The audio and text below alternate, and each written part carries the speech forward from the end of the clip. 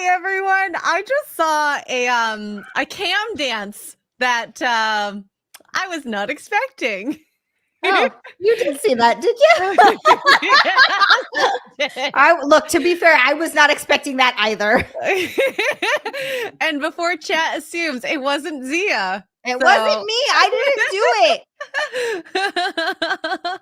Wasn't me. Oh my goodness. Hi everyone. I'm Xray Girl and this is Zia, and we are back after a week off with not just 2 but 3 episodes of Torchwood. Just as the title said, we watched episode 9 Random Shoes, 10 at a time, and 11 Combat.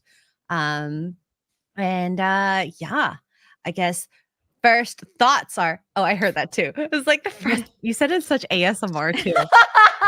Give me some fresca. I really wish that was caught live, but I think we like missed it by just a smidgen.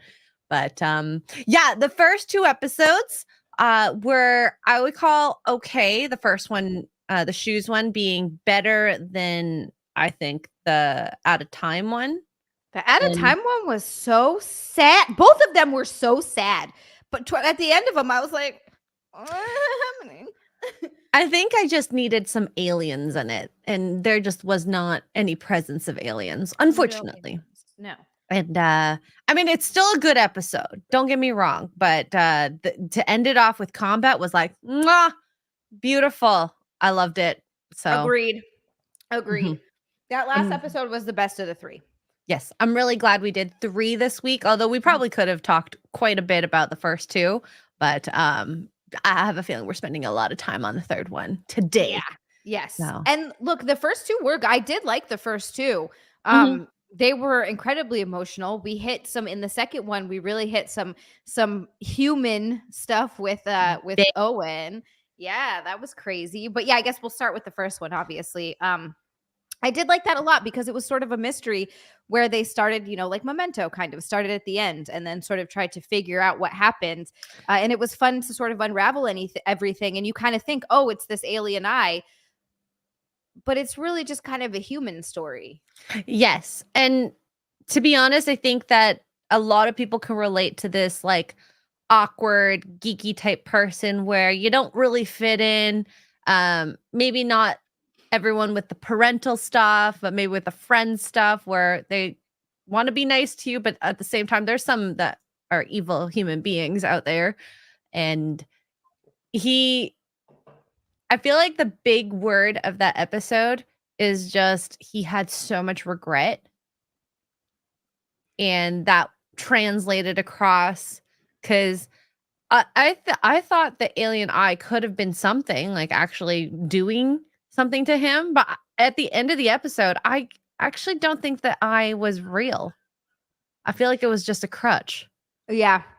He was doing stuff to kind of pass the time, but really what he was doing was waiting. And obviously in this show, he was waiting for an alien to come back and to get his eye. But I know that was meant to sort of be a message to get out there and live your life, because otherwise you'll just be waiting.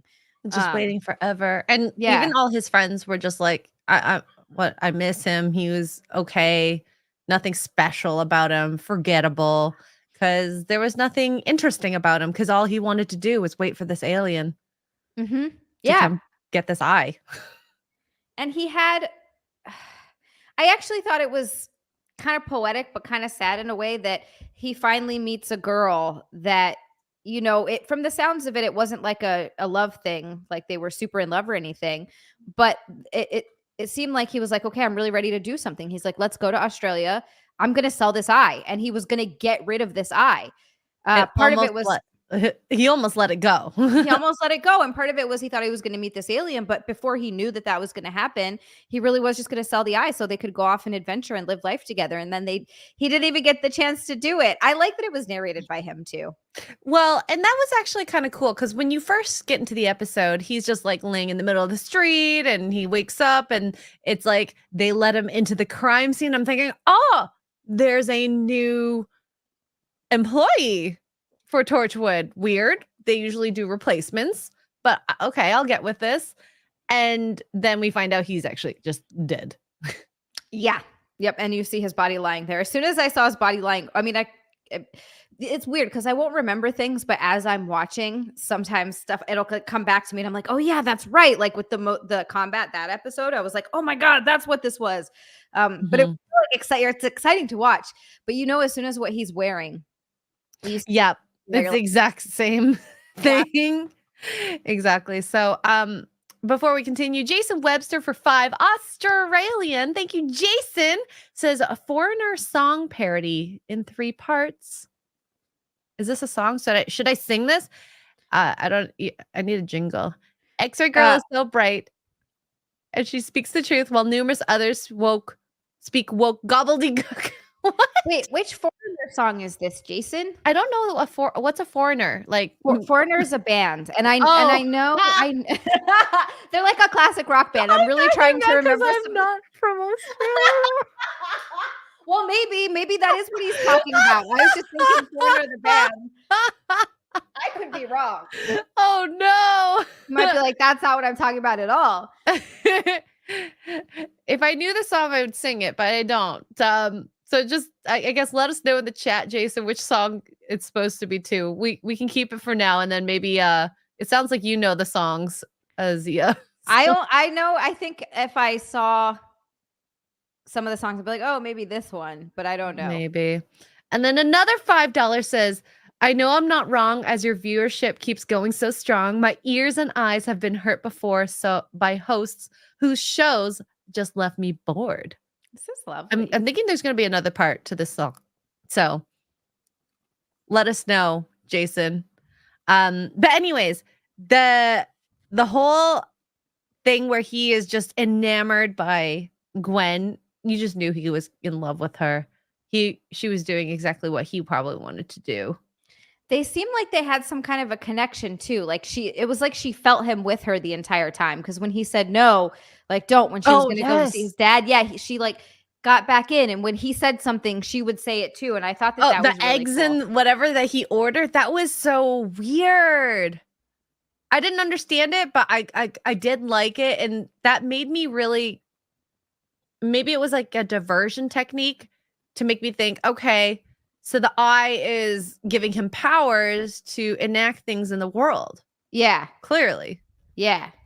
And like that moment where he is standing at the window and she's standing there and he breathes on her.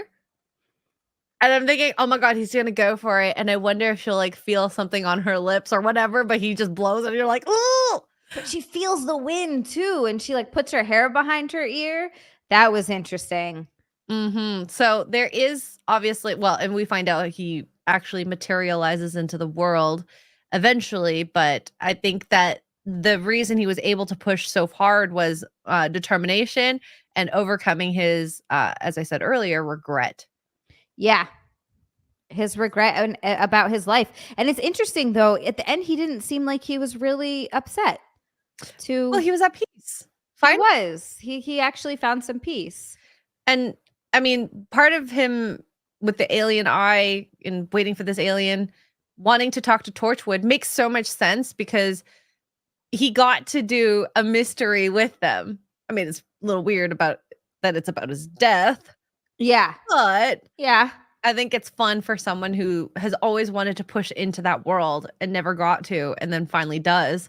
And then reconciles, at least on his side, with his dad. That just leaps and bounds of emotions, of acceptance from him. Yeah.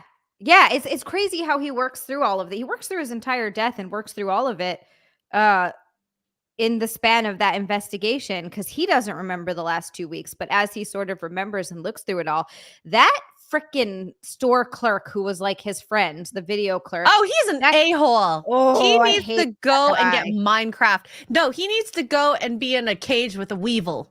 Mm-hmm. Yeah. Yes. Well, he should have been in that. Yes, he should have been in a cage with a Weevil in that episode. What an actual jackass that guy was. Ugh, I hated him. Yeah, no, he needs to. I'm glad that. Yeah, he didn't get his just desserts, because I mean, I get why Gary did it. Gary in the episode, guys, not Gary Nerdrotic. Just in case you guys didn't know, that's his friend. where they pushed up the bid because he wanted to. What's her name? Linda. He wanted to take Linda to Australia, which, by the way, that is like you're going deep in the friend zone territory, boy. Yeah. It sucks because he strikes me as that kind of person, but he wasn't like a bad type of person. He didn't do it creepily because there are some people who would be like, oh my God, since I'm taking her, she's basically my girlfriend. Yeah. And then people that like get mad because they're like, oh, the girl friend zone me. It's like, no, she didn't want to date you. You have to accept that and move on. Like, or don't be friends with her. And yeah, so he put the alien eye, thinking, oh, someone's gonna want to buy it, and his friends pushed up the bid by helping the bid. And it got to what, 15,000, and then they decided to push up the bid $15,005.50, and no one else bid on top of that. Which like I really want to know who bid the 15,000 pounds. We'll never know. We'll never know. That was one part of the mystery that they never solved, and I was like, God damn it, was it actually the alien? I mean, with Tasha's skills, she should be able to find out if they really wanted to. Yeah, I bet she could have. I guess they just didn't see it as enough of a. Well, it wasn't alien enough. And well, they never actually confirmed if it was alien or not. They just true. Took it. That's and I'm really upset. I really want to know if it was alien or not, because then that would solve so many things. Something. Could have given us anything. Yep. And before we continue, Jason says it's a parody of Foreigners waiting for a girl like you. Oh, I've been waiting for a girl like you to come into my life. Okay, now I know. Okay, do you think you can sing this? Because Jason did $20 in total. I don't know if you can do. I don't know the song, so it's up to you. I don't know. I'm trying to think. I think I only remember the chorus. I'm trying to remember how the rest of the song goes, and I don't know. Oh no! Damn it. I'm sorry, Jason. Sorry. I know the song, but I've completely let you down. Yeah. Well, I will just read its entirety then. Xray Girl is so bright and she speaks the truth while numerous others speak woke gobbledygook. Hey, I know I'm not wrong as your viewership keeps going on so strong. My eyes and ears have been hurt before by hosts whose shows just left me bored. I've been waiting for Xray Girl, whose show makes viewers come alive. For a show bridges the cultural divide. Yeah, waiting for a show like yours. Thank you, brightening all our lives. Thank you so much, Jason, for those lovely lyrics. I wish I could have sung it for you, but also I don't think you guys would have wanted me to sing either. They had to hear me sing even that, and that's pretty bad. I'm sorry, everyone. I liked it. Terrible. I love you, Xray Girl. You don't have to lie to me. It's okay. I don't want to spit this out because it's green. I'm drinking my vegetables. Ooh, yay. Trying my best. What? AG1, or you do like an actual shake? It's like a shake. Well, it's like powder. So I get the Costco brand, and then I sometimes mix in. My brother bought this brand called Brickworks or Brickhouse Nutrition, and I actually feel like energetic from drinking it. So that's awesome. Hell yes. So not green booby milk, Andrew. Just water and greens. I don't think I want to drink She-Hulk milk. I wonder if my titty milk would be green after all the silicone they put in here. I've never seen green milk. I've seen yellow, black, bloodied. What makes it yellow? A pus. It was infected. That's one of the worst things I've ever heard. Oh God. Yeah, I mean, like you felt the pain from surgery. It's like that, but burning. Oh God, that sounds terrible. Actually, that's what this second surgery burnt like a motherfucker. It was just a burning feeling under here too.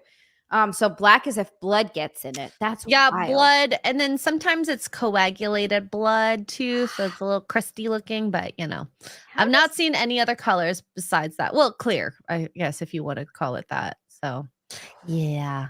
The poor woman that I did the mammogram of that had the infection. I I couldn't even hold her boob without it hurting her. So poor thing. Oh my goodness. I know.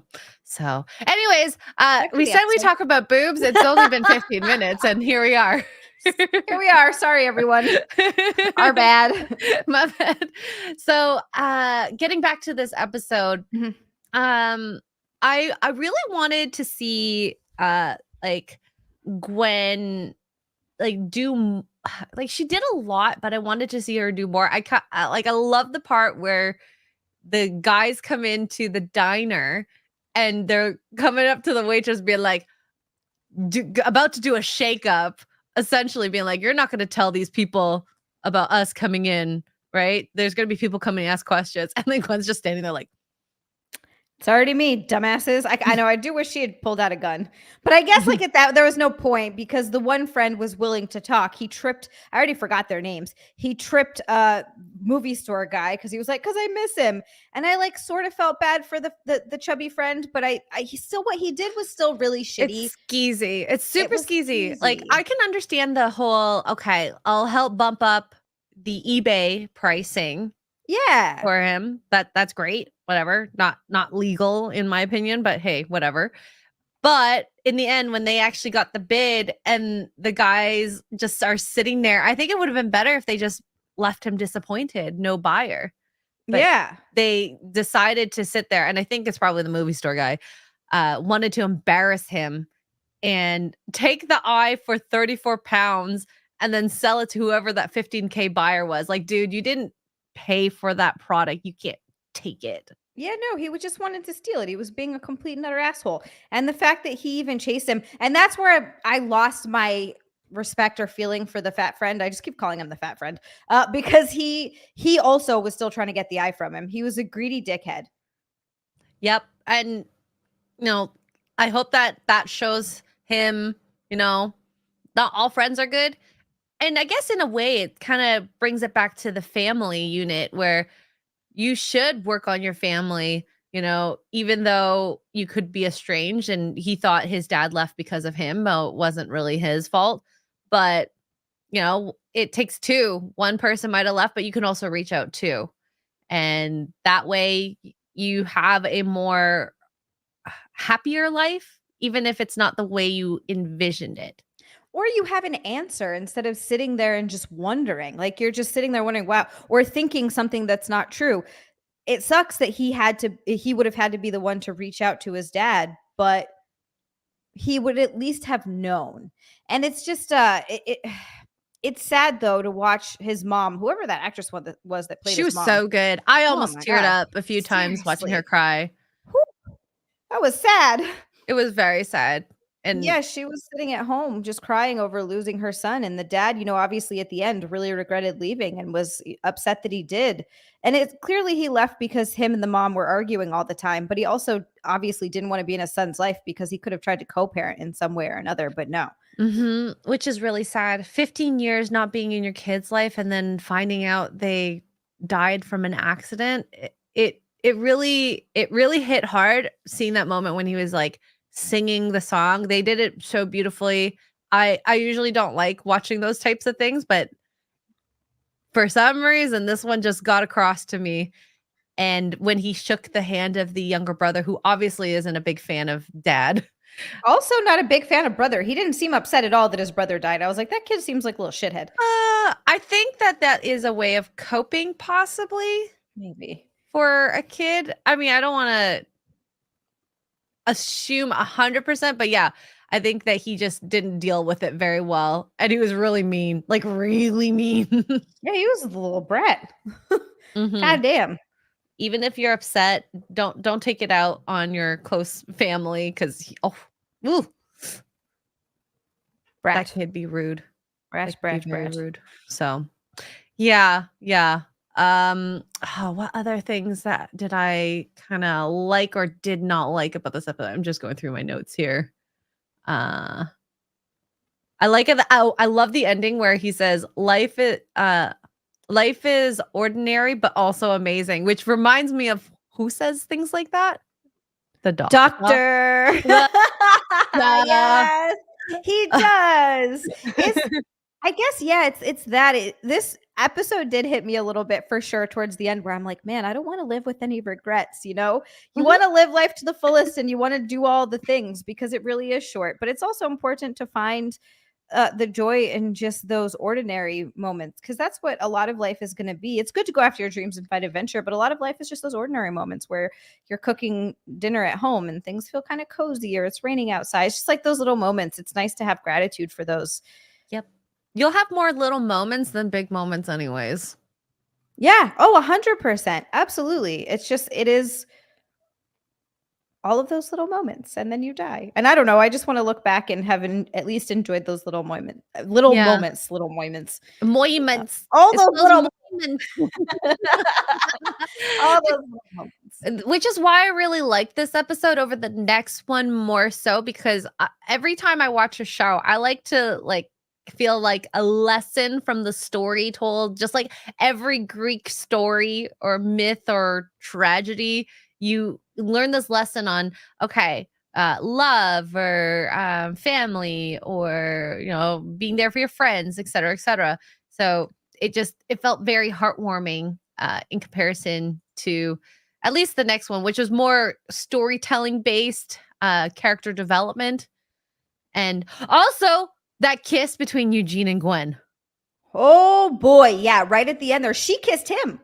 She went right in for that. I'm actually upset that she did that, because you cheating garden tool. It's ridiculous. She's getting out of control. First, the girl, which the girl had all those pheromones or whatever. She can be excused for that because she was made Under to do the that. influence. Under the influence. That one, you're like, okay, she can be excused for that. That was a little bit crazy. But then Owen, and then this guy. Like, There's lady. something about when wait, was she on top of Owen, or was she under Owen when they were in the little closet? She was on top of him, right? I think. Oh, okay. Something about being on top of each other. She just gets all riled up. She gets all riled up. She's got a little bit of horniness going on. Just a little to a lot. A lot. And it seems to happen in those moments too, though, where her life is at danger. Like first with Owen, they're hiding from the cyber woman. And then also the car almost hit her in this episode, and he saved her and ended up landing on her. So it seems like in those high energy moments, her first instinct is like, gotta make out. To be fair, I've heard that when you have those adrenaline pumping moments, that's a really big bonding experience. So yeah, I've heard that too. I've heard that when you go through something traumatic with someone, that it's like trauma. It's like trauma bonding. Yes. And she's been through a lot of trauma with Owen, clearly. I'm surprised she hasn't made out with Captain Jack yet. I'm surprised. Well, you know what? I will say this for Captain Jack. I feel like he has boundaries and lines when he needs to. Yes, with his coworkers. Unlike Owen. Well, except for with him and Yanto. But I feel like him and Yanto are at a very they're at an understanding of what it is, and it's never come back, at least so far, come back into play where it affects their job or their personal lives. That's like I feel like he hate loves him. Yes, yeah, he does. I feel like there's some weird thing going on there where they're just like hate banging. Yeah, I agree. Turkey for $5 says, guys watching Torchwood with Gwen. Danger. I can see that. Yes, I can see that. Thank you, Tricky.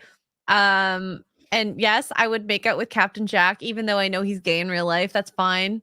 I could probably convince Mark, honey, he's gay. He actually doesn't like me. Yeah, he doesn't care. This isn't going to go anywhere. I also love here Jason Webster. Girl talk subjects: boob, sex, men, bad bikini lines, cooking, food, shopping. Not necessarily in that order, and beauty tips. It's not wrong. Not wrong. It's not wrong. It's a lot larger of a list than I anticipated, but I'm okay with it. Yeah. Yeah, I don't think we'll ever get answers as to the alien eye, but I'm okay with it as well. I'm okay with how they left it. I feel bad for Eugene, but he ended up going to heaven.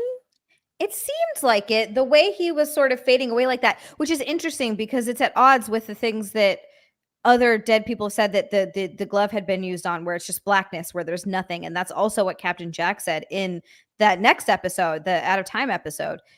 So it's interesting. I was curious about that one. That got me a little bit. I was like, okay, so it seems like maybe they go to blackness when they're not at peace, or there's not some sort of maybe. I mean, Captain or Jack, he is definitely not a complete human, and he has a lot of issues, which we'll talk about in the next one. And he will, I don't think he'll ever go to heaven. He's probably done too much horrible. And even the third episode, where there is a bit of a morality issue with Tosh and him, that conversation where you wouldn't do that to humans, but why are you doing it to Weevils? And I'm thinking, and just for context for people who didn't watch the episode, they're using the Weevil as a bait to chase down. They put a tracking device on the Weevil so that they could, but they knew the Weevil was going to get beat up and used for something. Yeah, which is morality wise, yeah. Yeah, I get it. I 100% get it. But I also get where Captain Jack was coming from as well. Like, he's otherwise, to find out what's happening. Yeah, to save the up. It's weird how, and here's the problem with something like that. When you look at that from a moral standpoint, how far is too far? Like, where are you able to draw the line, quote unquote, for the greater good, right? Like, how far can you do something terrible to one to save others? Like, at what point does that become okay or not okay? Exactly. So tricky conversation to have. Absolutely. And Andrew Matthews for £2 says, after pushing Mark down the stairs, you closer? I don't know what you're saying with that last sentence. I didn't push Mark. I wasn't even near Mark. Mark fell down the stairs because his leg has spring action in it, and he has a little mark on his nosies here. Oh no! Wait, he like actually fell down the stairs. He actually fell down the stairs. Oh no! Is he okay? Oh, he's okay. He's okay, which is why I'm laughing about it now. But he comes home and he's like, "I'm hurt. I can't lift my arm. And look at my nose." And there's a Band-Aid across his nose, and I'm just like, "Oh no! I don't know if I should touch you. Can I hug you?" Oh no! You're like, let me just pat you on the arm. Are you okay? Yeah, not that arm. I did the light, like, yeah. He tried to drink a water bottle with his arm. He's like, it's too heavy. Oh no! But thank you, Andrew. Even though I didn't push him down the stairs. He's sticking with that story. A good cover story. He said, "Hey." Oh my goodness, you guys are horrible. Hi Disbrew also in the chat says all these topics can be combined into men and how to get men. Well, it worked, didn't it? Yeah, absolutely. But I think if there's nothing else to say, I feel like the episode pretty much was encapsulated. Yeah, I think that's pretty much it. There you go. Look at that. All right. On to the next. Now we're going into Out of Time. Just a quick recap. Diane flies a plane from the 50s into a rift, and they come into the 2006, I guess. So the three people on the plane get time jumped out of their time, and they have to reintegrate into society. Now, I think it was kind of cool to have each of the characters from the plane kind of have a partner buddy in Torchwood and come to some sort of realization in each of them that they had to move on. Yeah, it's kind of, this was another lesson in moving on and when to know to move on. And it was interesting. You're right. They kind of got paired up and drawn to with whoever they were drawn to within Torchwood. And Owen, this was a big one for Owen. Oh my God. Okay. Owen fell in love and was actually incredibly upset to lose her. Diana. So Diana, the pilot, who is like extremely beautiful, independent, strong-headed, stubborn, and very classy. I love the moment where she's standing there and he's like, "You're gonna sit down," and she's like, you have to basically pull out the chair for her." And what did he say? He So said, "You broads all want equality, but also and chivalry." And she's like, "I don't see how the two are mutually exclusive." And I was just like, which I liked. dang. And I think that's something that Owen's never really had. Someone kind of classily clapped back at him. Yeah, you're right. He hasn't. I don't think he ever had anyone challenge him. And to her, I think in a way she was actually kind of unattainable. I think he always knew that she was made for adventure and for being out there and was not the type to settle down or be tied down in any sort of way. And I think the allure of that also had played a part in the way he felt about her. And just like how was it, I think it was Tricky that said, I can change her. Yes, yeah, exactly. Exactly. He fell into the I can change her trap. Exactly. And he almost came in like a hero, like this poor girl. She needs someone to help her in this new time period. She doesn't have any family. She can't fly planes. I'm going to try to be her hero. And he tried.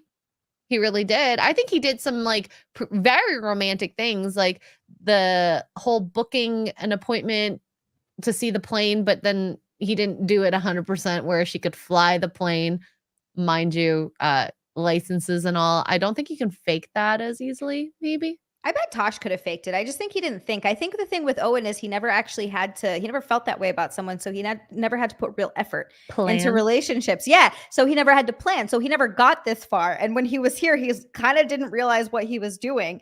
And so he bumbled it. He bumbled it a little bit. Like the being on the rooftop with the champagne and the music was a bit like it didn't feel as intimate or special. Like it still is special. Like I think that it's very cute that he did that, but it would have been nice to go to like a place that played 50s music or something like that. He could have made it a little more personal. Exactly. Yeah.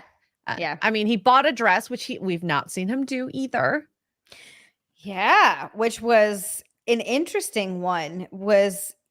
This is what I was thinking when I'm watching it. How did he know which size to get?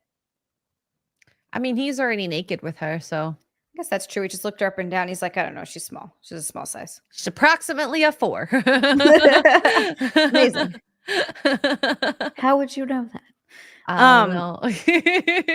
And also, I know Torchwood has had some like very graphic scenes, but that was like uber graphic. Yeah, the humping in the bed. I was like, God damn, I feel uncomfortable watching this. I would feel comfortable watching actual porn. I've been more comfortable watching actual porn. Oh my gosh. So the whole, I knew when she said, I love you, that I'm like, your girl's not staying. I don't see it happening. Even when she said he obviously had a really hard time expressing what love was because I don't think he knew what love was. And so he didn't even say I love you. He didn't even say in a roundabout way. He's just like, what are you doing to me? I don't know what this feeling is. It's like he was completely freaking out. I think about you all the time. I imagine your face and what you're doing, your reaction. And then she goes like, because she's just intuitive, I love you too. And I'm just like, ugh. She knew. And it was in that. And I knew once he fell asleep and she started saying the problem with love is, I was like, oh, she's leaving. She's out of here. What did she say? Like you're beholden to it. It was something like that. You are at its mercy. That's what it was. Yeah. You're at its mercy. And I mean, look, she's kind of not wrong, but it's just, she clearly didn't want that life. Yeah. And you can love someone without wanting to be with them, I think. Also true. Yeah. And she loved flying more than Owen. She loved flying also more than sex. She said the next, sex and all of that and surrendering it. And I like the way that she was casual about it, but she said, don't cheapen it. It was, oh my God, it's not just casual sex. Don't devalue it by calling it casual. And I was like, oh, okay. I liked that. I like that. And her character really and Emma brought the whole like traditional values with comparing to modern values out so well and so starkly, because I mean they've been comparing not just that but like smoking and packaging, consumerism, and it just, I think that it's funny seeing these women from the 50s and the man, come to terms with their time period. And, she obviously flew wherever she flew. The other guy, he Minecraft himself, and the other girl ended up flourishing. It was the guy's story was so I felt so bad for that It's guy. It so was sad. so heartbreaking. I wanted to cry that whole time when he finds his son and his son has dementia. He doesn't even know who he is. He never had kids, and so he's just in this home alone. It's just, oh my God, it's so upsetting. And he realizes that he has nothing and he could start over, but he doesn't want to. He did it all. And he Yeah. lived that life, and all of it's gone for him now. His wife is dead, his son is completely gone, and he has nothing else. And it was, oh my God. And then Captain Jack sitting in the car, because he knew he couldn't die, obviously, sitting in the car with him and holding his hands. Oh, dude, that was just, Yeah. So Captain Jack, I loved their story, especially together, because I mean, obviously he's a man out of his time period, but Captain Jack is actually someone who is experiencing the same thing, and he is alone. He can't share everything with everyone. He doesn't even know what's happening to him. So I feel like he feels this kinship towards John, and I feel like he really wanted to hold on to him and keep him there selfishly so that he had someone to have these conversations with, someone he can that can empathize his situation, because not many people can. So having the guy having to let go of him so that he can let go, because he obviously was not happy, was heartbreaking for him. Like, that was, I think, the one of the closest times to see him crying. he did. He looked really close. He looked very watery eyed, and the look on his face was painful. I think also, in that line, he said, I've died, there's nothing after, it's just darkness. He's like, how do you know? I died once. So I think for him, he can always come back, but he knows that other people can't. And so death is very, very final. And that was a choice that man was making. But he knew that once he made that, he wasn't going to be reunited with his family like he probably thought, because a lot of people do think that. And naturally, especially from that time period. But that was just, yeah, that was rough to see. And you're right. You're right. He has, in a way, Jack is even more alone, because that guy still would have eventually gone on to die. Jack won't. So he could never, like, realistically, he could have gone on to have fall in love again and have another family and live sort of a second life. But Jack will never really get to have that, because if he falls in love with someone, they're going to grow old and die, and he's not. Which happened to him already. Exactly. So he can never really get that close to anyone ever. Like, he is literally about to live a doctor's life without the fantastical traveling. Well, he did that for a little bit, I suppose. He did But, a little bit. Yeah. yeah. And he was from the future, and then he went to the past and traveled through space and time and became immortal. It's just yeah, he had a crazy life that no one will ever really be able to relate to, except maybe the doctor, actually. Except the doctor. The doctor doesn't do male companions. Well, kind of. Well, eventually in the future of the future we don't like to think about. Yeah, we'll pretend like that didn't happen. Like it didn't exist at all. God. There was also I loved all the little things, like even the tea bag, finding out how to use a tea bag, having those young girls, like, who are from, like, way, way ahead of them, teach them all these little things, like drinking. Of course, people at 18 definitely didn't drink back then. It was like improper and polite. And it was interesting seeing, like, John get mad about Emma's behavior, being like just dancing around, and that's like improper. Right, dancing around at home alone with two girls. Like, he's making a fool of yourself. It's not like she was out in public, but I guess a different time. We didn't grow up in that time. Yeah. So so funny. It's really cool to see all that. Even the smoking in the bar. I forgot about that. Yeah, that's true. Even, I guess, God, when did they, I mean, I don't know what it was like in the UK. I'm trying to remember when they outlawed smoking in Hawaii even. Canada was pretty early. We had this conversation a couple months ago. And I think in the States, it was a little later, in like the early 2000s, sometime then. But it was, I'm glad that smoking was outlawed. It's just stinky. It's stinky. It's gnarly. The issues that secondhand smoke causes absolutely, like, you're a selfish fucking prick if you're trying to smoke inside where other people are who don't smoke. If you want to smoke in your own house where nobody else is, or outside wherever the fuck you are, 2007. Okay. Thank you, Russ. Yeah. Then that's fine. But yeah, you're just an asshole. We all know the repercussions of it now. So you're just a dick if you try to do that. The science is settled. Well, yes. Like, we know it's pretty undisputed at this point. Yeah. Oh my gosh. The magazine was one of the other funny parts too, when he finds the just the regular magazine, the girls in the undies, and he goes, "This is around children." What did he say? He's like, Captain Jack's like, "That's a children's show television presenter." I'm dying laughing. Like, what? Times have changed. I thought that was a nudie mag, to be honest, but that's what I thought too. I thought when he opened it, it was gonna be, I was like, oh, he discovered porn, but really he was just like, this is out for everyone to see. Yep. Oh God, imagine if he came into the world at like 2019, 2020, where like a lot of the booty short girls that have up their butt crack. Or even just the internet in general. Like, if you showed him Twitter, the amount of hardcore porn that's on Twitter, he'd be like, what is this? That is disgusting. Yeah, like, he probably never saw hardcore porn. Like, pornography has existed in some form or another since the beginning of fucking time, right? But I don't know what it was like in the 50s. Like, I know it existed. I just don't know what it was like. Psychotic Mongoose says that they had a lot of magazines. Psychotic Mongoose, what year did you start collecting these magazines? Now, how many magazines you got? I feel like those are cool though at this point, because they used to put on playing cards, exactly, stuff like that. And they used to have, like, have you ever seen those old vintage like nudes of girls that are, it's, photos from like a pinup picture, kind of, yeah, but they're fully nude. I mean, there's like old photos that have been, I guess, restored or resurfaced. They're actually really interesting. They're kind of artsy. It's cool. Maybe one day we can talk about this and talk about boobs. Sounds good to me. I love talking about boobs. As per usual. Yeah. Can't show you guys these pictures, so might as well not look into it right now. No, can't do that. Oh God. And then we get to the last pairing, Emma and Gwen.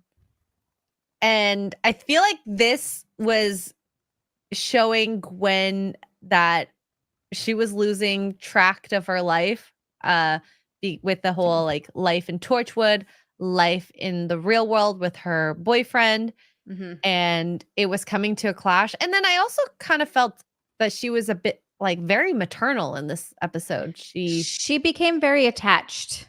Yes. Yeah. Like, it was really sweet to see her care about another human so much. Almost to the point of, oh, you can stay here. Like, I'll take care of you. You don't need to go to London. Yeah, she's like, please stay, even though it was causing legitimate issues in her personal life with Reese. Because, and I don't think it was so much, like, that's not a huge betrayal. Like, okay, wait a second. You actually don't know this girl. I think what alarmed him, which, I mean, what he even said it was, not I think, it's obviously what alarmed him, because he outright said was how easy it was for her to lie to him. Yes.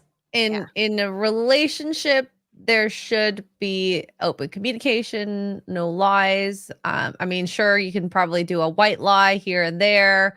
Yeah, we've all done that. Like, no, that wasn't you look fine. Yeah, you didn't. That fall didn't look silly. No one even saw that. Even though, like, you trip and tumble, whatever. But it just. You feel so bad for Reese, because this is really the descent into sadness for him. Yeah, it is. Well, and he's starting to realize, well, not starting to, it's been happening slowly, because she spends all of her time at work. He's losing her, and he's losing the closeness that they had. Yep.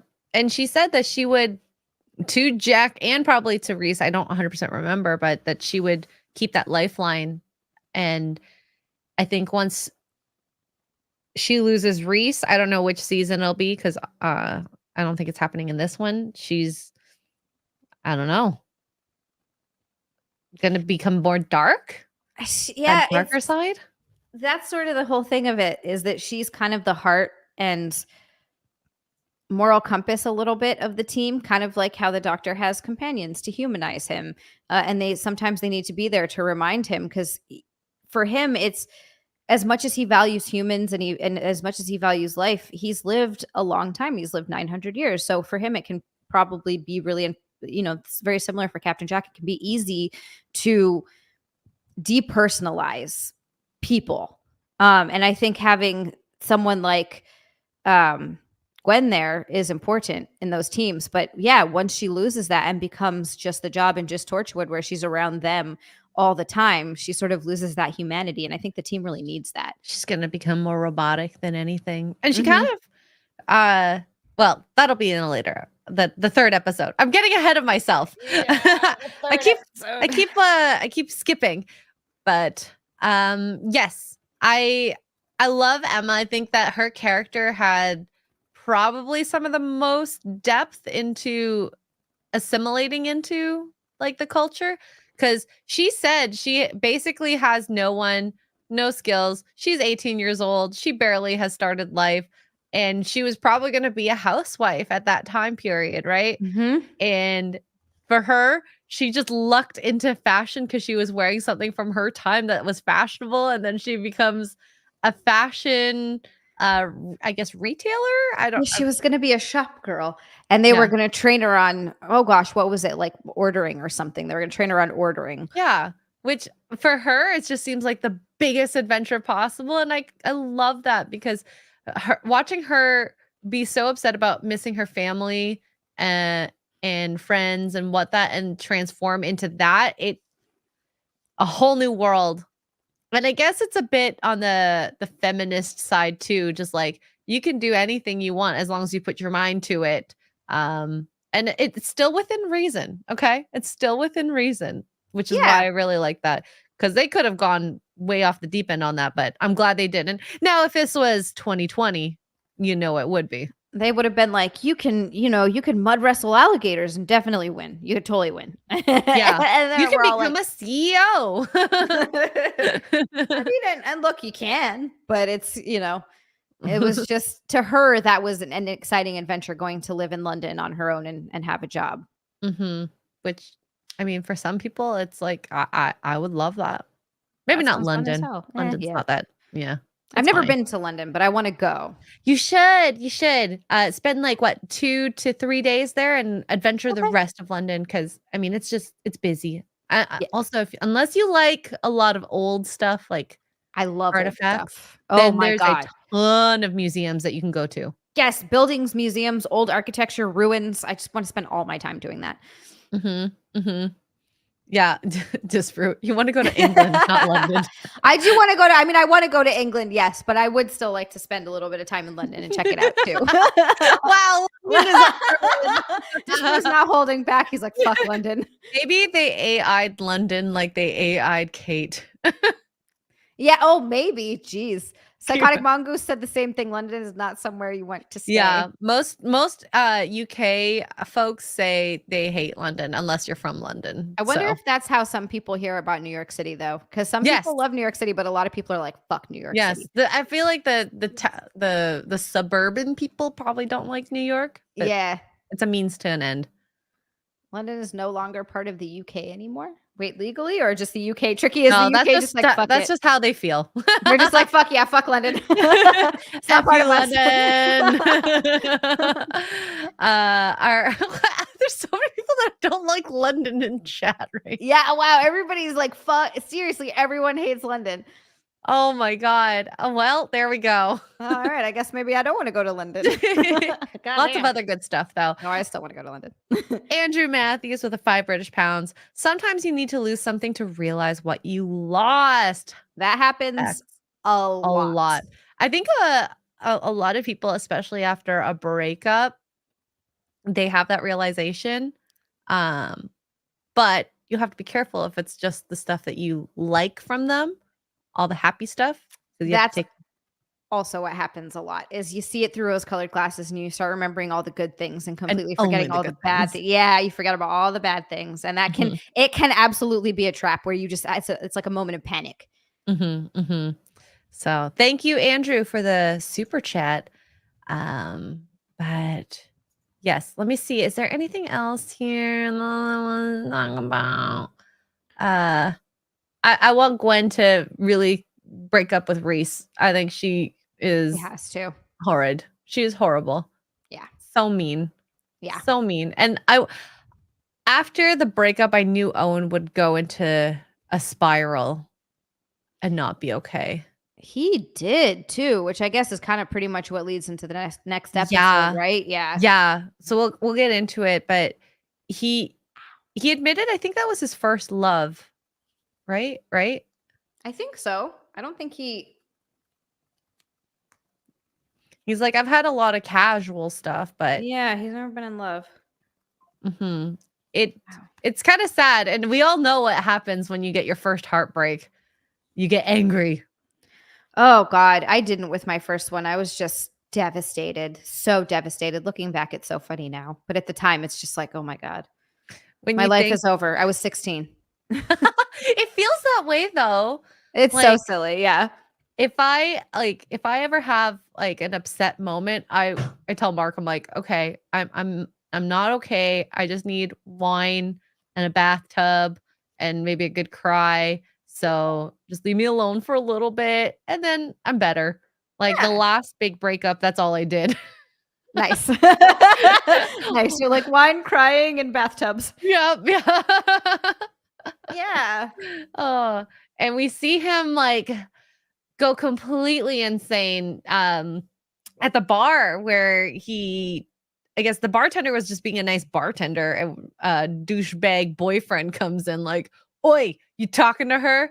Also, why are you going to the bar and hanging out with your girlfriend who's working? Yeah, that's the dumbest idea ever because newsflash, if you're dating a bartender or a waitress, and not all of them do this, but I know a lot do, they flirt a little bit to get good tips. Like that's kind of part of it.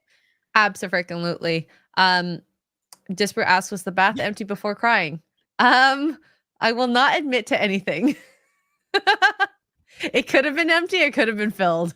Who knows? Could have been halfway filled. Yeah, exactly. So back to that point, you should not. I think it's weird to hang out at the bar if there's multiple bars. Now this is like a town, a city. There's lots of places you can go to drink. You don't have to work at your girlfriend or drink at your girlfriend's bar. No, he was clearly an overbearing, jealous boyfriend who felt like he needed to be around. And anytime his girlfriend was talking to someone else, to be fair, he didn't set out to fight this guy and he didn't set out to pick a fight with the guy. And he wasn't even really engaging with the bartender. He wasn't being flirty back. He was just existing. Yeah. Being upset about what just happened, having his heart torn out. And, some people like to drink. That's fine. I like to drink at home where it's cheaper. But anywho. You don't have to talk to any people. Exactly. No boyfriend will come up and beat you up randomly. Yeah, just for funsies. But Owen kicked his ass. I like that. Well, he has the training. He has the training. He knows. And the guy was just coming in fucking trying to fight him on emotion like a douchebag. And Owen was able to look at it from, a more tactical standpoint. Mm-hmm. Oh my God. Yes, Kev, this is Torchwood, but Cannibal says, I know a waitress who was doing 2 of the cooks, which almost started a knife fight, I think hitting on me. She had a baby daddy too. Holy hell. That's This sounds messy. like a disaster. Sweet baby very Jesus. messy. Yeah, stay away from her. Yes. Sounds like he did.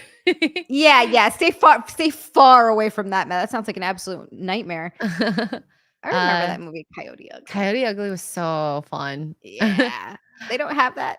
No. And that song was good. I like that song too. Jason Webster for 5 Australians says, life is all about learning. Successes, defeats, gains, losses, happiness, and grief. It is about the experiences and cherishing the special moments. Oh, very nice. I agree. It is. Yeah, it's exactly what it is. All of it comes with life. And sometimes the sadness and grief, you gotta just let yourself feel it. Yeah. The thing I always tell myself when I'm sad is the reason happiness is so happy is because you feel the sadness. If you only felt happiness, you'd probably end up doing drugs or something. Well, it would never feel happy. Like you wouldn't really realize that you were happy because you've never felt what it's like to not be happy. And then I think with that would probably come depression. So you need both in order to go through life, and then the good points are really, really good. Yeah. So thank you, Jason. All right, so we find out there's Weevils being kidnapped or Weevil napped. They're Weevil napped. By humans. It sounds like something so great, right? Like kidnapped, Weevil napped, person, whatever the fuck it is. It sounds great because you're like, oh, a nap is involved, but it's not great at all. I love naps. Yeah, naps are awesome. I love all those memes. Now they make me laugh so hard that are like me when I get kidnapped. So why'd you choose me? Is it my looks? Did you like me? My sparkling personality. I feel so special right now. Eventually they just let me go because they're like, she won't stop asking for candy. Sweet Jesus, get her out of here. She keeps talking about boobs. She won't shut up about boobs and she keeps wanting to eat candy. This is terrible.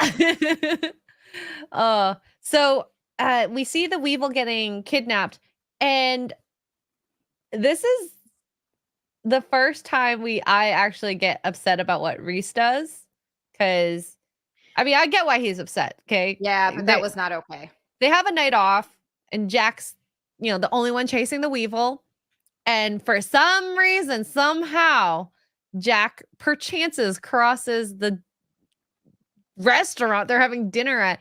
And by the way, that moment where she's like totally ignoring him, I'm like, girl, what are you doing? She's fucking up. It's what Reese said. She clearly wanted to be somewhere else. And what she wanted to be was, obviously she loves her job and she loves working so much to the point that it's taken over her life. And she'd rather be doing that than literally anything else. But that's a fast way to lose your relationship real fucking quick. Well, and did you see her face? Like when she saw contrast, she saw Jack smile, bright, happy, excited. And when she was with Reese, she was like, Yeah, it was bad. It was bad. So that when he said to sit the F down to her, rightfully so, she can be upset about that. It's a bit aggressive. And I think in that moment, any normal person would just be like, I guess you choose that. You choose work over me. The one night. Oh, I understand why he's upset fully. 1,000%. It was in that moment. She did the right thing, though, of saying, don't you ever talk to me like that. But she may have done the wrong thing by leaving. But I also see where he's coming from completely. It's just they need to sit down and figure that out. But if she's not choosing him, then maybe for himself, it's time for him to go. And that's the thing. If she knows that, and she said it a few times in this episode, he'll forgive me. He'll get over it. When she was talking to, oh no, that was the previous episode. The girl about the surprising him with her there, that she wasn't actually a relative. Or was it with Jack? No, I think it was with Jack, because she goes, he'll get over it. He always does. And then she's there doing work and she calls him and he won't answer. She's left 3 messages. It was, and then Jack even tells her to like go home, stop working. Get your stuff together. But she doesn't do that. And I don't even blame Reese for going out and being like, I'm going out and hanging out with my friends. But clearly he didn't want to be doing that. He was doing that to get back at her because he came home after 2 pints while they went on to go do other stuff, because he obviously had stuff they needed to work on. And oh God, I thought when she told him, I was like, okay, we're going to get to some resolution. He's going to break up with her. It's going to be fine. Maybe they'll get back together eventually. And after she told him, and then she's like, oh, can you please, I need you to forgive me. And I was like, okay. And then she's like, I've drugged you. What? Dude, it was what she wanted was to be absolved of guilt. Obviously, she did the wrong thing. Yeah. Absolutely. And many times. So fucked up. And I'm actually with Tricky on this one a little bit. Definitely not giving Gwen leeway, but it is hard. I was thinking that too. It's hard on a relationship because she can't talk to him about work. So like they can't ever relate to the things that she's doing all day, every day, and being gone. And for she him has to understand it, right? And he can't even, because he can to an extent, but he can't because there's so much going on that she's not telling him, so she's constantly lying, and he can tell, and he catches her in these lies, and he doesn't understand necessarily why she has to lie Yeah, and so to get much. told every time it's a work thing. Sorry, can't find out. Okay. Yeah. So he just has to accept it. I mean, he loves her. He really does. But there's at some point you have to just call it as it is. You're using me. This is not Yeah. a two-way relationship. It's a one-way. You just drop by whenever you want. That's not fair to anybody. Absolutely. It sucks for him. It's weird in a way. I know, as Jack said, you have to keep that lifeline, but I feel like it's not really fair to Reese for her to No. stay with him. As soon as she started cheating. Even God dang garden maybe, tool. yeah, I mean that, yes, 100%, obviously, but maybe even after that. Mm-hmm. Mm-hmm. Yeah. Ooh, here. Yeah, and to Reese, it's a work thing equals she must be seeing someone else. Well, she did. She was at She work all the time. all the time. And she not only cheated on him with Owen, but also with Eugene. That's cheating. That constitutes as cheating. She was out there making out with everyone. Mm-hmm. Mm-hmm. Yep. So, and when she drugs him, selfish. That brought me back to that episode with the brown girl. I forgot her name already. That was gonna take Gwen's life. Oh, the one that used the glove. Oh, what the heck is her name? I forgot. But anyways, y'all know what I'm talking about. It's just when she said that she drugged someone so that she can tell people, I feel like she took that moment to use that on him, and it was just like it's so not fair. So he gets to live on the next day and not know about it. And she didn't actually get absolved because he didn't say he forgives her. I wouldn't. No. And why would he? First of all, she drugged him and then said something to him before, which is crazy. Like right before. So of course she's not going to get any reaction out of him. But yeah, second of all, she just wanted to be forgiven so that she would feel okay about it, but without the actual consequences of what happens Mm-hmm. with him Mm-hmm. actually knowing the entire time. Exactly. And yeah, we see Owen with his spiral into further descent. I guess let's get into the Weevil part. I love that Jack called their little pet Janet. Oh yeah, that's right. He's like, it's Janet. Barbara just sounded kind of weird. That was a very like Doctor Who line. Yeah, you're right. It was. There are definitely elements of Doctor Who in Captain Jack. Captain Jack's just like a hornier version. Yeah. Hornier, pansexual Yeah. being. Bang Although anything. did the Doctor ever kiss a man? Well, I guess in the future seasons, but like in the ones that you've seen, I don't think so. Not that I can remember. Yeah. Oh, but we see Owen having to go into the real estate agent. What did you think of Mark? He was creepy. Creepy, right? Oh my god, he looked like he was giving me Patrick Bateman vibes the whole time. I was so weirded out when he first met him, and he's being like, the first thought was he's so sleazy. There's something so sneaky about him, and you could like his just movements. The actor, great job, by the way. You knocked it out of the park. But do I want you to act like that, Rami? No. No. Yeah, he was definitely terrifying. I was like, oh yeah, he's murdering people for sure. And then it was funny because there was a moment where it hit me and I was like, oh yeah, that's right. It was like Fight Club, but with Weevils. It's Fight Club. Fight Club with Weevils. Yeah. And it was it was fucking crazy. But it's all that same sort of this a lot of times why these incredibly rich people start engaging in riskier and riskier behaviors. Same sort of thing with, a lot of those CEOs who spend so much of their time being the ones in charge, and they have so much power in their personal lives and in their professional lives that often those are the guys that are going to see dominatrixes and are. Yep. They want to feel. The plural for dominatrixes, dominatrixi. I don't know. Chat knows what we're talking about. What's the plural for dominatrix? But yeah, it's really cool how I think this is the first time we've seen Torchwood literally be duped by just humans, regular humans. Just regular ass people kidnapping weevils to fight him in a cage so they Yeah. can feel something. Yeah. I like how they even found the tracking device. They figured out who they kind of were. They knew Owen was kind of linked to the other guys that came into their warehouses. It was I really didn't know where they were going with that before we found out that it was the whole Fight Club thing. I just thought, oh, maybe they were trying to get out their like fight with the Weevil, but then the Weevil got out of hand. That was the closest I could get to before Fight Club was a thing. Yeah. This show. Yeah, and they had the idea of they thought that they were using the Weevils to commit murders for them. And really, they weren't even close. It was just a bunch of psychopaths who couldn't feel anything. They were trying to feel something. And then Owen's crazy ass absolutely had a death wish there.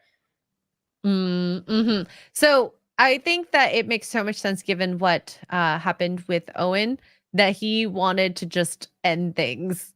He wanted to Minecraft himself because kind of like the guy from Out of Time, he just didn't want to deal with it.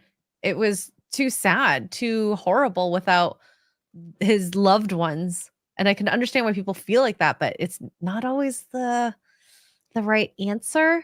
No.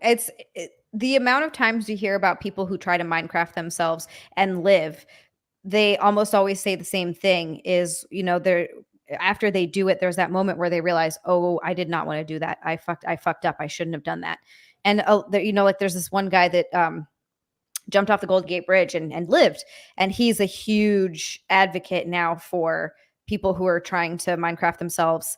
And just because he said the same thing, he was, as soon as he jumped and was in the air, he's like, this is not what I wanted at all. But you can't take it back when you do something like that. Yep.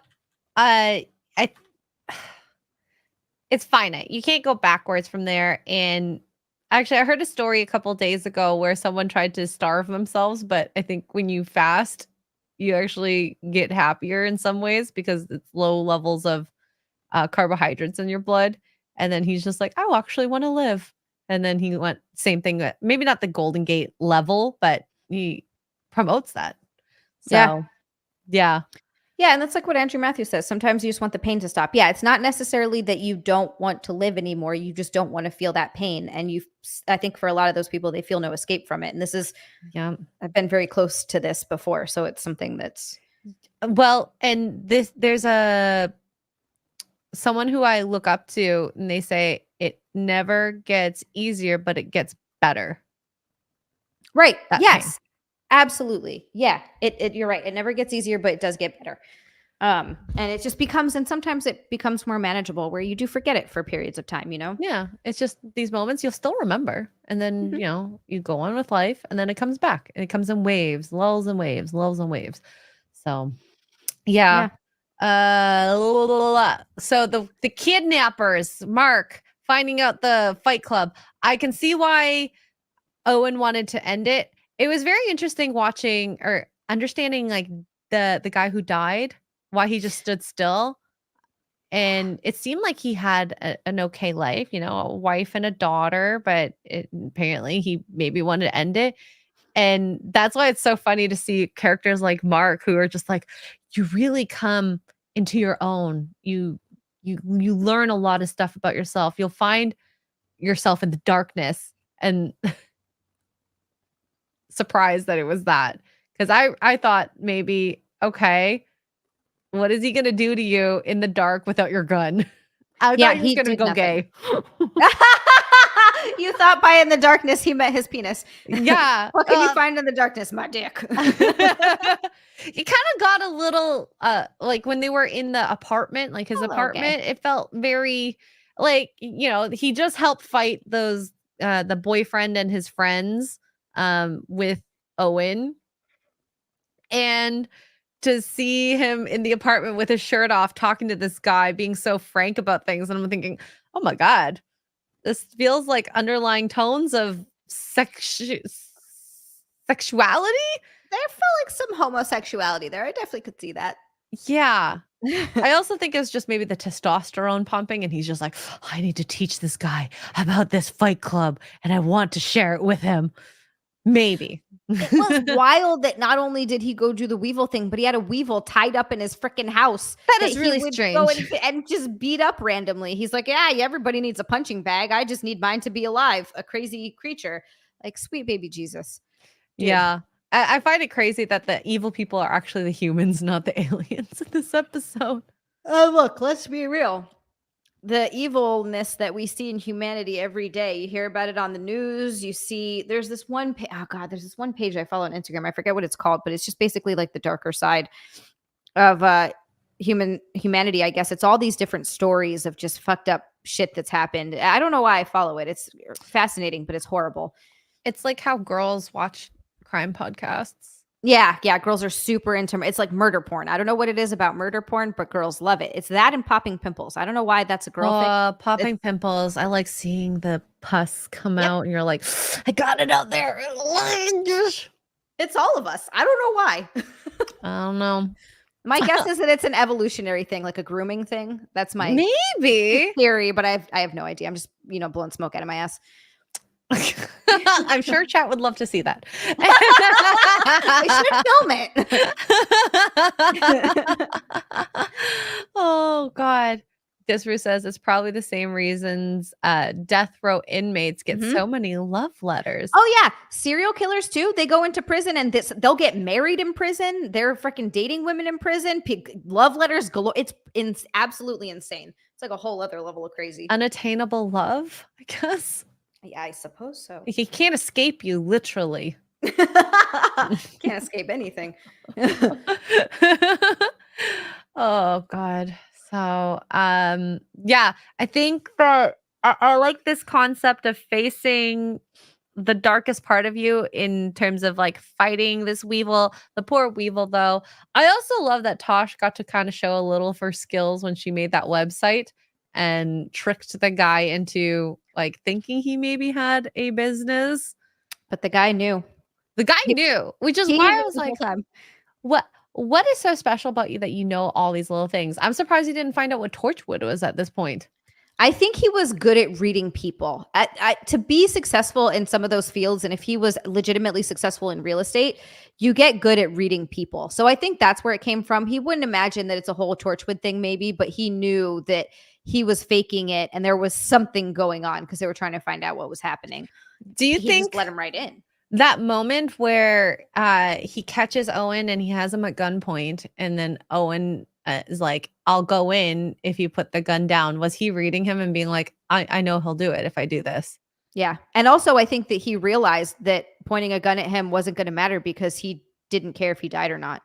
Ooh, it gets in that deep, you think? I think. I could be wrong, but Owen definitely had a look in his eye. I can see that.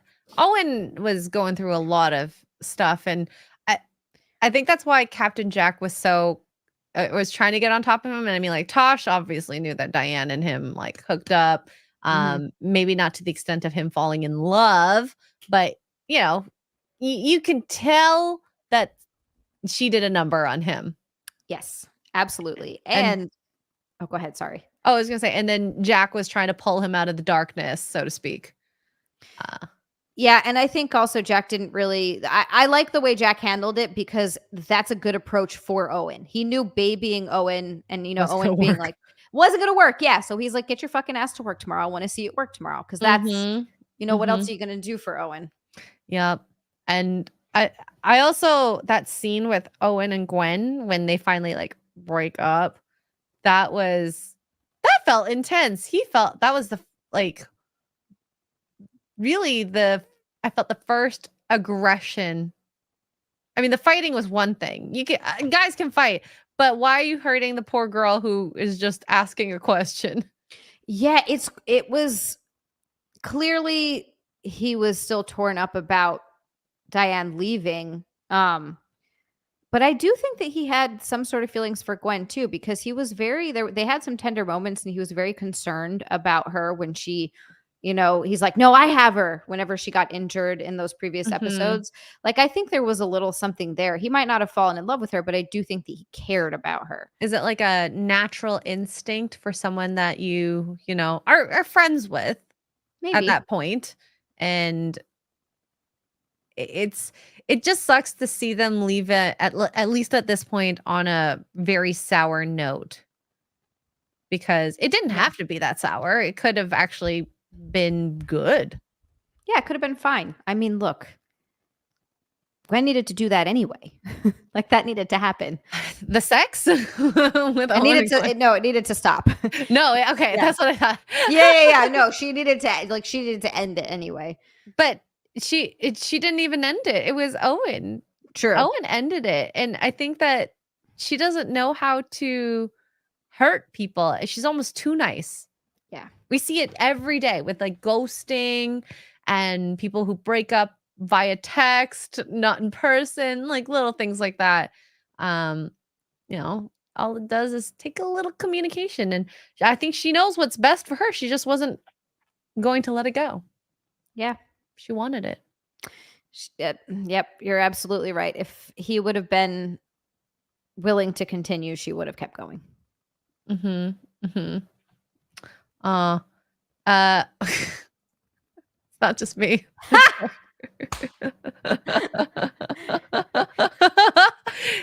Yes is the answer, Russ. It's still a euphemism for his penis. His penis. Yeah. She treated him like a modern Tinder date. Oh no. Oh, that's actually kind of true. Yeah. A lot of people, they wouldn't even have called it casual sex. We're just hanging out. I'm sure something's hanging out. That it was I'm sure something's hanging out. It was funny that he tried to or not tried to, but he explained fuck buddies to Diane. That Oh made my me god, laugh. that was actually so funny. That was like the previous episode, but that just made me think of it when he was, treating her like a modern day Tinder date. It just made me laugh because he was explaining to her what a fuck buddy was. He's like, let's do this. And then he fell in love. Yes. Yeah. Yeah, it's always the woman that seems that she doesn't need you. And she seems so magical and mystical and just exciting compared to all the girls that fawn all over him. Yeah. Yeah. I mean, that's a huge part of the draw. It really is. Yeah. Yeah. So, God, I'm trying to think. I thought the whole like pay 1K into going and to go into the cage was wild. All the men had money. Yeah, they were all uber successful people. That's kind of what he was saying, was that they were all, too much money, more money than they know what to do with, or a bunch of disposable income. More money, more problems, clearly. See, I don't get that. I'm telling you right now, if I won the lottery, now I say this a lot, and I know myself well enough to know that this is true. Not that much about my life would change, except that I would travel more and I would probably get fat because I would eat a lot more. That'd be the one thing, because I'd be eating out all the time. But I have so many things and hobbies that I could be doing to fill my day that if I didn't have to work, I would not get bored. There's no getting bored. I agree with that. I think at least with being rich, there's up to a certain point of money, and then after that, there is just a steady happiness regardless. So I would love, if I bought lottery tickets to win the money, but I don't. I always am like, I want to win the lottery, and I never buy it. Literally ever. We're not setting ourselves for success, No. but I think it's one of the worst investments you can put. No, it's so silly. You're not going to win, but there's that, you get that little seed in your head, and you're like, the dream. The dream. Yeah. So I do think that when you get to that level of success where you can flippantly put $1,000 down for a cage match for yourself, that you're just not living happily, and you need that outlet. And I mean, the guy had a punching bag in his little closet room that was padlocked. He could have punched that, but I think you just need to feel fought men regular, if you really they were warming up. They were warming up. Just do a regular Fight Club, but no, they needed a clear and present threat of death. Otherwise, the Weevil, like, imagine if that thing attacked you. The scratches, the biting. I thought Owen was dead, to be honest. and Like, then hearing screams was kind of gnarly too, actually. mm-hmm, Because even mm-hmm. if you want to die, that's a brutal way to do it. Yeah, I would go the, route that the last guy did, Yeah. probably more so than a cage match with a Weevil. Crazy. And then at the end where Mark, he was like, when he realized that everything was over and that he wasn't going to have this outlet anymore, and he just stepped into the cage with the Weevil and let it happen. And Jack let it happen too. He's like, all right, this is what this guy wants to do. I wonder if he sort of learned from the last episode to not try to stop people from doing what they want to do. I don't know. Oh, what a good catch there. I think it kind of feels that way because Jack can only control so much, and I mean, this guy's not part of his team, so he doesn't have to listen to him. True. And he just maybe had that look in his eye. There's nothing worth it. He doesn't have a family, doesn't have kids, single bachelor from the looks of it, and just wants to fight things, clearly. Also, what happened to the Weevil in his, apartment? Oh, that's a good point. I wonder if Owen was like, hey, also, we got to go grab the Weevil in this guy's apartment. He's He locked just in this forgot room. about him. No, he went to the hospital. He might not have remembered until too late. That's true. He could. They just have a dead Weevil hanging there. Oh my god. They'll find him eventually. No, I'm sure Owen would have done his due diligence. That ending scene where he growls at the Weevil and the Weevil cowers. That was wild. What did you make of that? Because I actually was kind of wondering did the Weevils know that he had no fear? What was that? So I think that one, it could just be like mammal versus mammal. Like you said, no fear. I'm scared of that. The other option is we found out at the very beginning of the episode that anti-Weevil spray stopped working either from mutation or evolution, possibly, right? So I'm thinking if their genetics can change quickly enough, I mean, I don't know, it's been 6 months since the Weevils have been around? Is there some DNA injection from when he got bitten? Is there some toxic masculinity traits that come out with the fighting after you fight a Weevil? Is that why the Fight Club seems more like you want to do stuff like that? I don't know. It could be. Very possible. I don't know. What did you think? I thought it was that because he fought the Weevils, he was kind of asserting dominance and the Weevils recognized it. But that absolutely could be part of it. Oh, and the Weevils are low-level telepath. That's a good point. Yeah, they had the pain. That was really weird to see the Weevil cry, or in their interpretation cry. Yeah, having him cry and mourn. Basically, the Weevil is getting the shit beat out of him, whichever ones were getting the shit beat out of him at the time. The one that was tied up in Mark's weird room that he was just going in there and using as a punching bag. They're talking about Mark the cyborg, Mark, and I'm like, what? What's tied up? I wasn't tied up in his room. Like, wait, you're what? Like, I don't know what weird room you're talking about. Not that room. What? How do you know about that room? Oh gosh. So Andrew says the end of episode showed 2 Weevils, not 1. Oh, right. So okay, so I didn't see. I just saw the one that was Janet. That's right. They did. He's right. They did have 2 Weevils down there. Okay. Is it foreshadowing? Throm, do not give away anything. I've not seen it, and Zia has seen it, but so long ago she doesn't remember. It's been like 8 years since I've watched it, Torchwood, and I only watched it once. So my memory is so good. It's so good. I can't wait to see what happens between Reese, Gwen, because I feel like this is just a reset for her. Maybe she'll feel a little better that she was able to say it at least to his face. And this is going to be a problem for season 2. I think that's and then, like I said, I don't remember much. This is going to come back to come to a head at some point. You can't keep shoving that under the rug and expecting things to be fine, especially just in general with her never being home and never spending time with him. It will come up again. He will get upset about something. Yeah. He's obviously already upset. It's just he's so nice that he won't say it to her face unless he's drunk or upset. Yeah. Yeah. And Poor that's guy. I feel so bad for Reese. we felt bad for him since the moment she kissed Owen. Like, why, Gwen? Why? Why? And I liked her so much from the beginning. Do you remember those moments? I was like, she's so cute and adorable. Yeah, she's a really good character. I do like that they did that though to give her character. It's a character Depth. flaw, yeah, and depth. Like she's not this perfect person, but it's very hard to watch. Yep. And I do still like her. I just don't like what she's doing. You know, Yeah, there are people like that in the world all the time. absolutely. Yeah, And yeah, if you can handle a character like her, and maybe hopefully, but I don't think she has at this moment, learns from this. hopefully. Hopefully. I mean, drug your boyfriend to make him forget.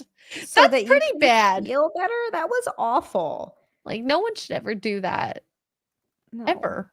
No, Ever. that was really, really messed up. It's so much more selfish than when she cheated on him. Oh yeah, to me that's like oddly way worse. I don't know what it is about it, but it's like way worse and so fucked up. Because at least the first time she cheated, you can maybe be like, you know, the emotions got swept you away. But then when you cheat consecutively and then lie to your boyfriend, bad girl. Yeah, it's not like she did it and then was like, "Oh no, I fucked up." No, And then she's continuing effing up. yeah. Then it's a continuous choice. Andrew says, was the drug called vodka? No, he was drinking whiskey or something, and the drug that the brown girl that got shot in the head in the first episode used that on The amnesia drug. Yeah, the amnesia drug on her friend. I don't remember. It's some really like very blatantly obvious name.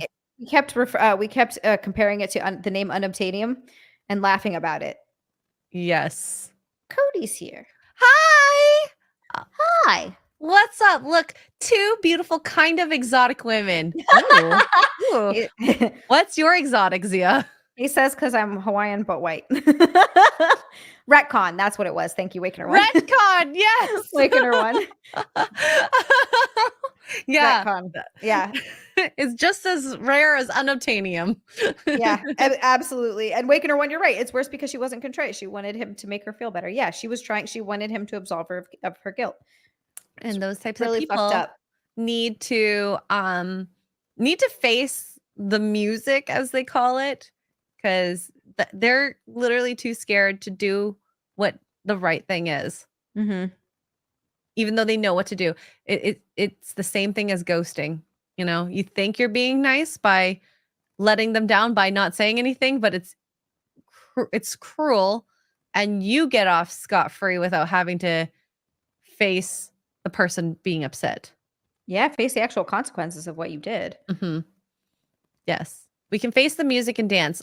Someone did dance at the beginning of this episode while the timer was on, and it wasn't Zia wasn't me. or me. We weren't dancing. Not this time, at least. Yeah, not this time. Not this time. Oh my gosh. Is there anything else you kind of want to say about the episode, or you're feeling like you got everything you need? Yeah, I think we're pretty thorough with this one. I'm trying to think. I watched that one literally right before this episode, or I mean right before we started this too. I did last night. I did write one line down that I loved. Says ordinary just means like you're just trying to find out. Oh, wait, what am I saying? I typed this so weird. Ordinary blocks? I'm thinking that's the wrong word. Just trying to find meaning in the world when they don't have any.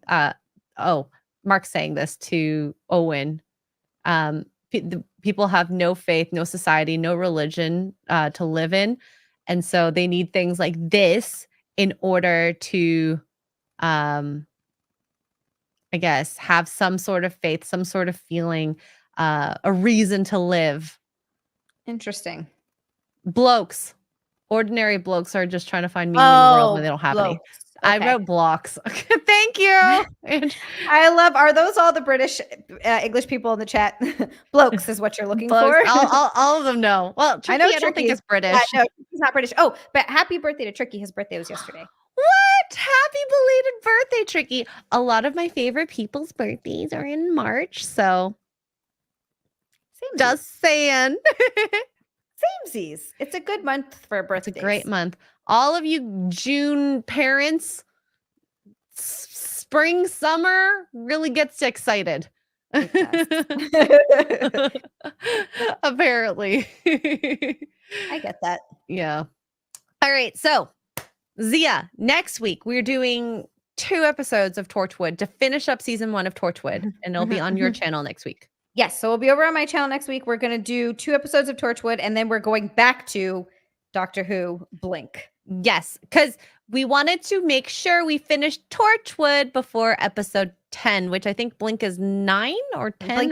Blink is 9, I think, right? Yeah. And then 10 is after. I could be totally wrong. You know what? Either way, we wanted to make sure we did this because we were told. Yes. We were told things and we're listening. We try to listen. We do. They gave us advice and we did listen. Exactly. So Zia, where can people find you? What's coming up for you? Let us know.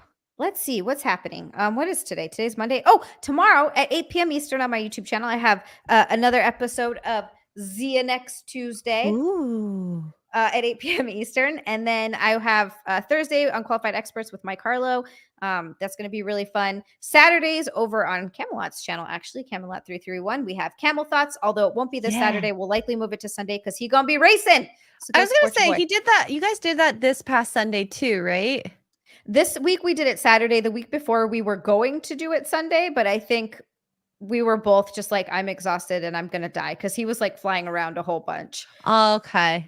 What a busy boy, that one. He's a busy boy. He's doing all kinds of stuff, but it's usually Saturdays at 10 p.m. Eastern. But this week he's going to be racing Saturday night. So he will be. Okay. So watch out for the community section for when it will be. Because we would love to see Naked Snake and Naked Zia. Naked Snake and Naked Zia.